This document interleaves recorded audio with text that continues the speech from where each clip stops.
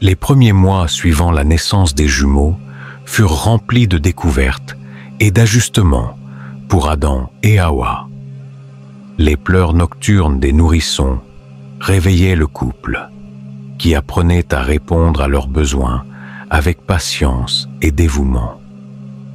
Hawa, guidée par une sagesse insufflée par Allah, avait découvert comment nourrir ses enfants de son propre corps, un miracle qui renforçait chaque jour le lien sacré entre la mère et sa progéniture.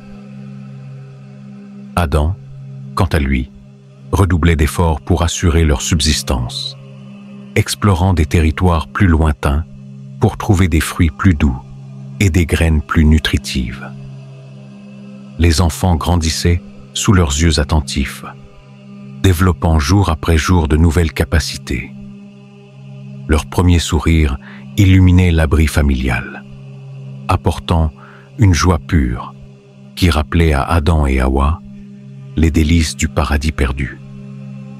Quand les jumeaux commencèrent à ramper sur la terre battue de leur demeure, Adam renforça la structure de leur habitation, créant des espaces sécurisés où les petits pouvaient explorer sans danger les textures du monde.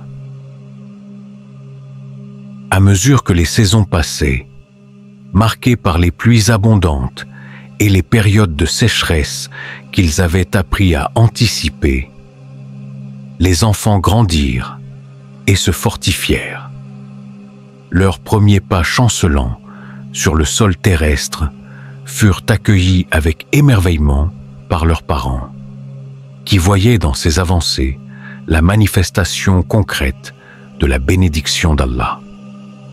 Leurs premières paroles, balbutiements devenus progressivement mots distincts, enrichissaient le silence qui avait si longtemps entouré Adam et Hawa.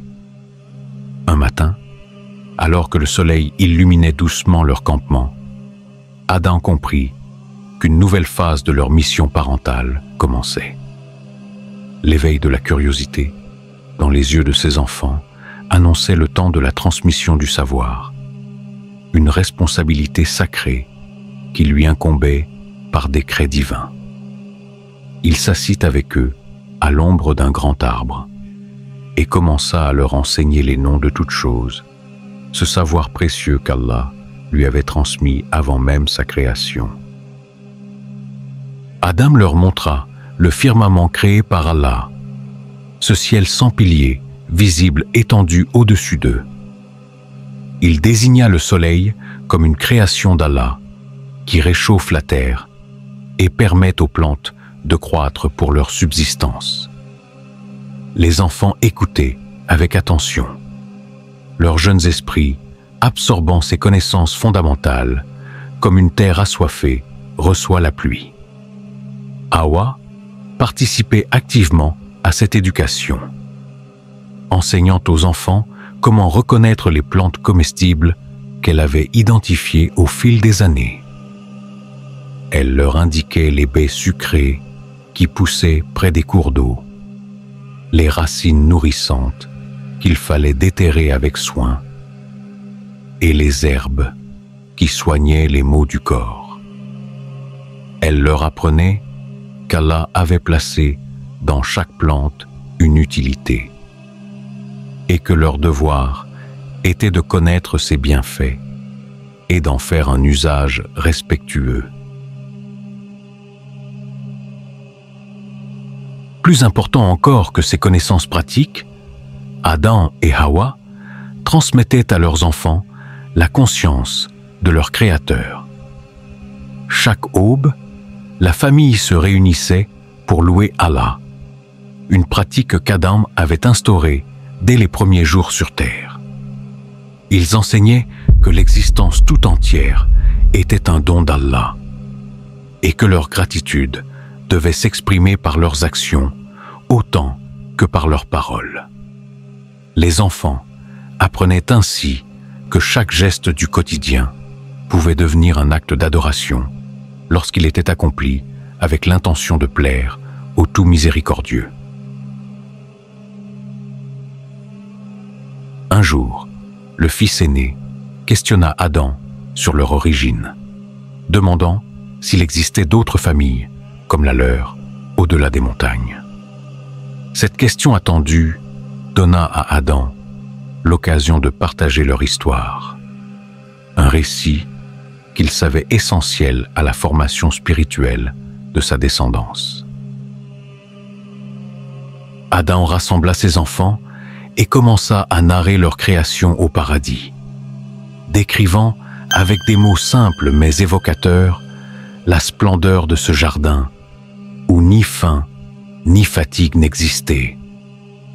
Il évoqua les fruits abondants qui pendaient à portée de main, les ruisseaux d'eau pure qui coulaient sous les pavillons célestes, et la paix profonde qui imprégnait chaque instant dans ce lieu de félicité.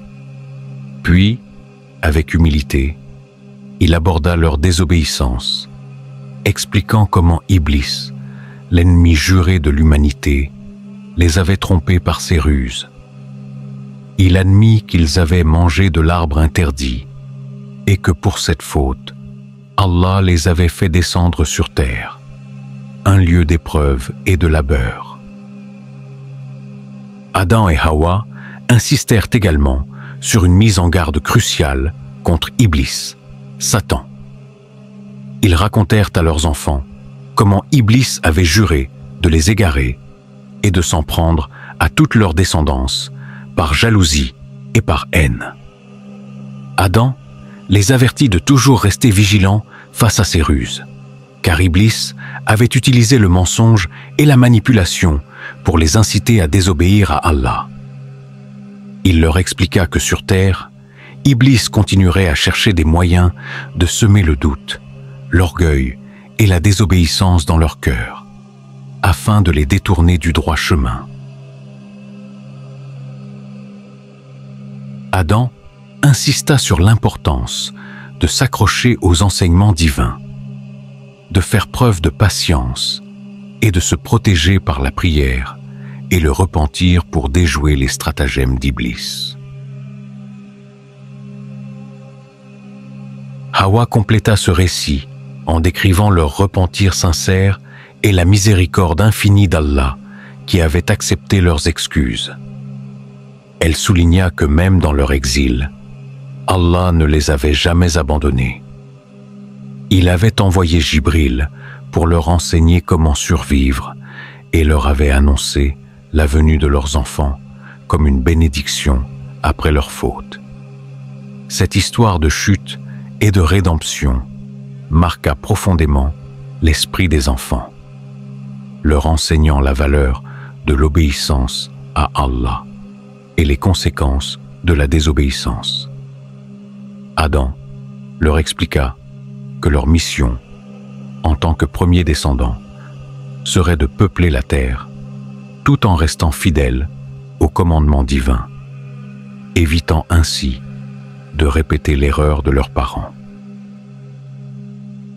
À mesure que les enfants grandissaient, leur éducation s'élargissait pour inclure des compétences pratiques plus avancées.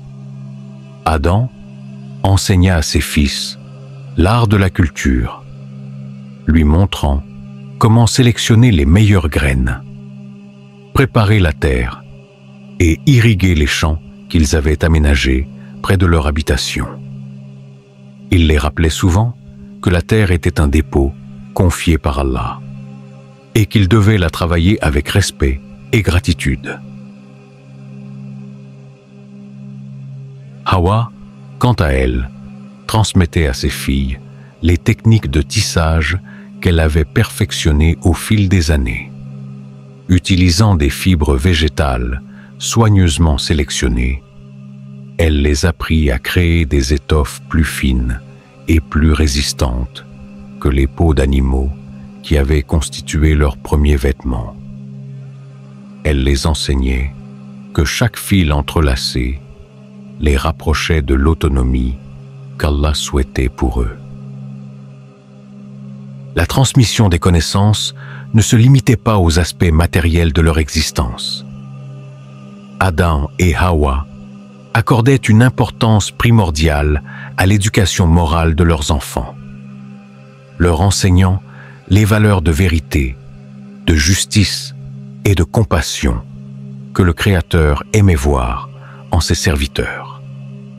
Il leur apprenait que la droiture était le chemin vers la satisfaction d'Allah et que c'était dans sa satisfaction que résidait leur véritable bonheur. L'une des leçons les plus difficiles à transmettre concernait la présence invisible mais réelle d'Iblis, celui qui avait juré de détourner l'humanité du droit chemin. Adam avertissait ses enfants que leur ennemi était toujours à l'affût, cherchant à les faire dévier par ses murmures insidieux. Il leur enseigna comment reconnaître ces suggestions maléfiques et s'en protéger par le souvenir constant d'Allah et la recherche de son aide.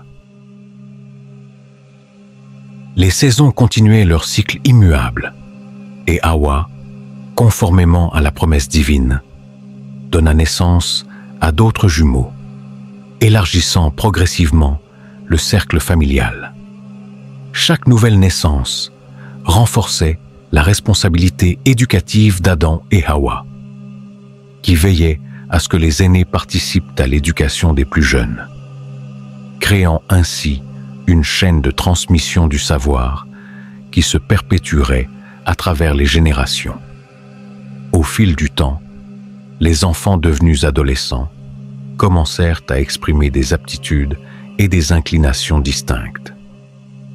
L'un montrait un talent remarquable pour l'élevage des animaux qu'ils avaient domestiqués, tandis qu'un autre excellait dans l'art de façonner l'argile en récipients utiles. Adam reconnut dans ces diversités la sagesse d'Allah, qui avait doté chaque être humain de capacités uniques pour enrichir la communauté naissante. Un jour, observant ses enfants travailler côte à côte dans une harmonie qui réchauffait son cœur, Adam se tourna vers Hawa, contemplant comment Allah avait été généreux envers eux. De leur solitude initiale était née cette famille qui peuplerait la terre selon sa volonté. Hawa acquiesça, son regard embrassant leur descendance avec une gratitude infinie pour cette bénédiction qui avait transformé leur exil en un nouveau commencement. Alors que le soleil déclinait à l'horizon, baignant leur campement d'une lumière dorée, Adam rassembla sa famille pour la prière du soir. Ensemble, ils se prosternèrent sur la terre qui les avait accueillis, remerciant Allah pour ses bienfaits innombrables et implorant sa guidance continue. Cette scène quotidienne de dévotion collective était peut-être la leçon la plus précieuse qu'Adam et Hawa transmettaient à leurs enfants. La certitude que, quelles que soient les épreuves de la vie terrestre, la proximité avec le Créateur demeurait la source ultime de paix et de force.